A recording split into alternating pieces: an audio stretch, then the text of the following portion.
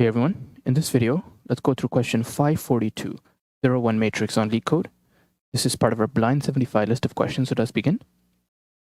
In this question, we are given an m by n binary matrix mat, and we want to return the distance of the nearest zero for each cell. The distance between two adjacent cells is 1. Now let's take a look at what that means. So in our matrix over here, basically all we're concerned with is the 1 and its distance is 0. You can see that for this one, basically it's surrounded in all four directions with the 0, which is distance 1 away. So really, this does not change, and we just return the same matrix as we're passed it. And this one over here, this one, and this one are just 1 unit away from the adjacent zeros, like the closest zero, so we don't change those.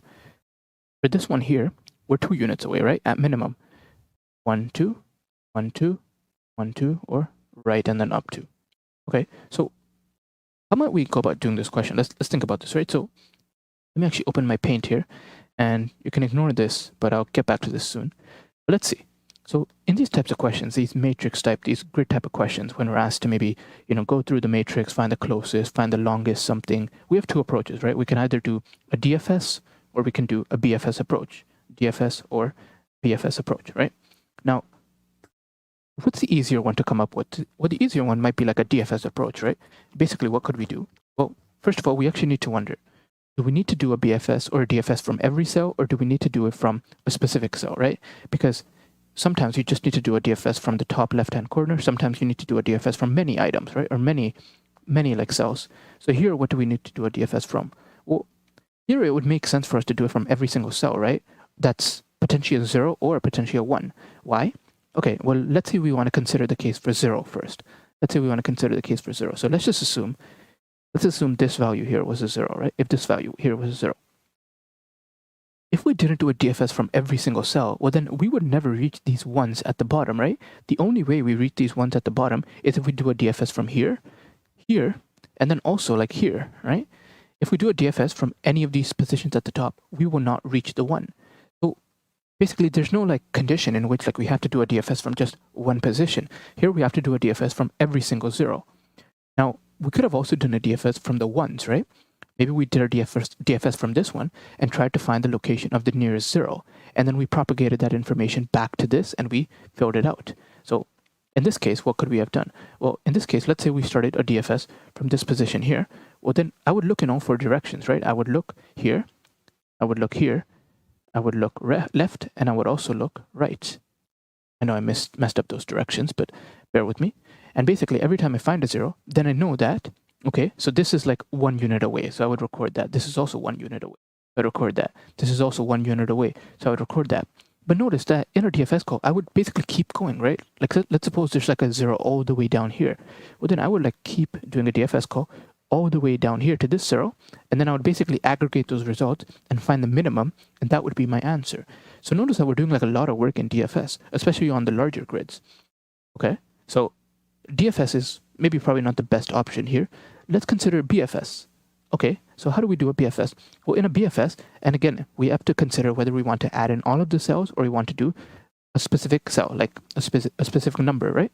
Well, here again, we have to add in all of the cells, right? Because it's possible that this value here is a 0. And if this value is a 0, if we did like a BFS from here, well, here, we wouldn't basically expand, right? Because all of these are 0. We don't want to explore more zeros. We want to find the closest 1. So in this case, right, like, so if I did a BFS from here, it wouldn't lead me anywhere. Same thing for this, same thing for this. The only BFSs that are meaningful for us is the BFS from this location, and from this location. So basically in our BFS call, we would have to add in multiple items. Okay, so that makes sense. Now, what's another reason why we might want to do a BFS? So let's maybe think about this, and this is actually why I have this thing over here. So let's maybe think about this. So this is a pond, right? And these are like ripples on a pond. You can maybe think like I'm throwing rocks or something, and I form these ripples. So let's assume that, what do I want to assume here? Okay, let's assume that this location here, right here, this is a 1. Okay, this is a 1. And let's assume that I do my BFS calls from all of the zeros. So all these centers here are 0. This is a 0. This is a 0. This is a 0. This is a 0, etc. Now, what do we know about BFS? Well, we know that BFS is breadth first, right? It expands breadth first. What will happen? Well, this 0 here, it will try to expand like this. it will expand further, it will expand further, etc. This one here will also expand further, expand further, expand further until we reach a 1. And same thing over here. This one will also eventually reach this one over here, right? It will reach this one over here. Basically, the point I'm trying to make is that in BFS, what we know is that the closest element, in this case, the closest 0 to the 1 will actually reach the 1 first, right? This value here will reach the 1 first compared to this one all the way here. Same thing over here. This one will reach further. It will take a longer time to reach this one compared to this 0 over here. So what does that kind of tell us? Well, that tells us that if we start our BFS call from all of these zeros over here, every single one of the zeros, then what can we do? Then our BFS call, if we start it and we do it level by level, right? So what does it mean level by level? Well, by level, it means that we consider one level at a time. So in our BFS call, initially, we will have all 5 of these zeros, okay? All 5 of these zeros. So then what will we do? Then we'll go ahead and we'll perform our BFS call for all of these. Well, this one won't perform. This one will perform. It'll go down. This one won't perform. This one will perform. It'll go over here.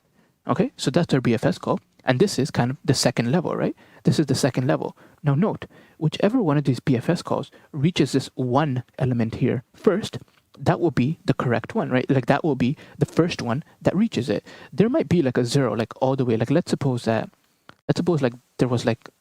this was a 1, right? Let's suppose this was a 1, and maybe there was a 0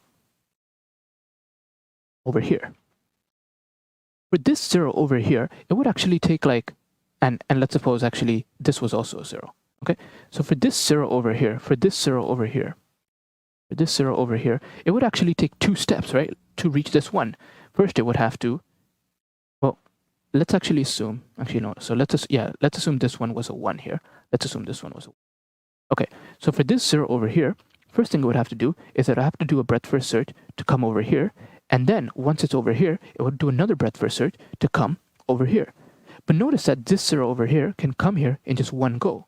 So it's kind of similar to what we have in the pond. Here we have our central one. Here we have surrounding BFS calls. And notice that the closest one will arrive at this BFS call first. And so if we know that the closest one will arrive at the BFS call first, then we know the closest distance, right? We know the shortest distance. And so whenever we process a BFS level by level, then we know that we're going to arrive at the closest location first. Whichever BFS call arrives first, that will be the shortest distance. We know that. Okay, so we've established that we want to use BFS. We established that we want to add in all of the elements. Now, why am I adding in the zeros? Why don't I add in like the ones initially? Well, I actually could add in all of the ones.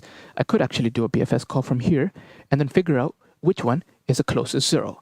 The problem with this is that, for example, let's say I'm over here, right? Let's say I'm over here and I expand sideways. And now I'm at this 0 over here.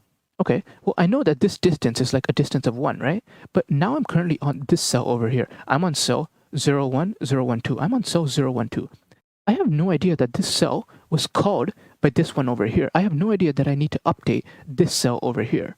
Maybe I can store that information somewhere, but really that's not needed, right?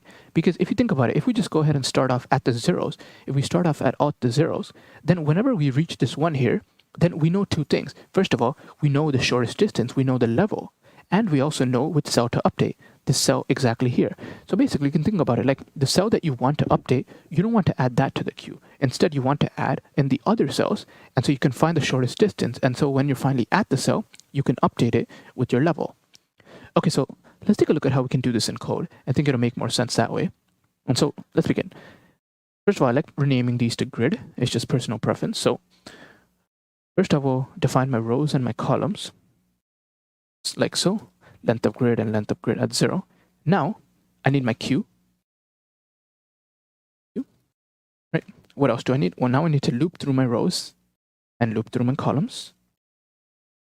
And for the items that are 0, I want to add them to my column. So if grid at row and call is equal to 0, I will add them to my queue.